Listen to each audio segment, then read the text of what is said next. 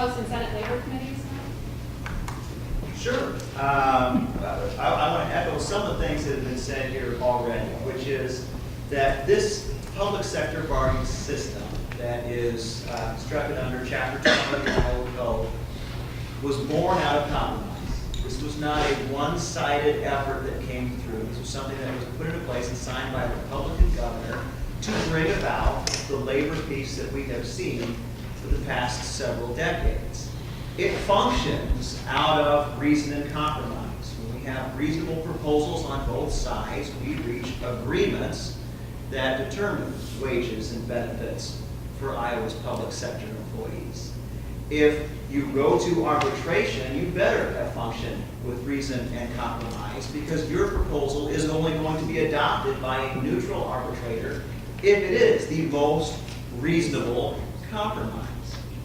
What we would see if we disrupt this with a partisan, one-sided, non-compromise agenda, we throw away something very special we have in our state.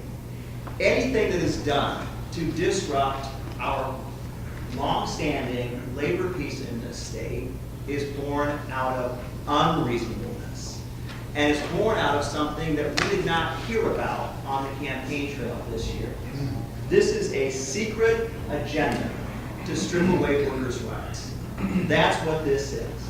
This was nothing that was vetted through the campaign. This was nothing that was engaged with voters. This is something that is a surprise to us all, because it is being proposed without much input. I don't know how much you've talked to Republican leaders about what they're proposing. Morgan, has AFSCME been engaged? We have continually, daily tried. So that tells me something. That tells me that what is being planned is not born out of the reason and compromise that has defined this system for decades and allowed it to work. We want to see a fair process. We want to see a fair process for workers to have a seat at the table, to have a voice over how their workplace operates, how their benefits are determined, how their wages are determined. Anything that is done to rig that system against workers is not right and will hold our workforce back. We all talk about wanting to grow Iowa's economy and move it forward.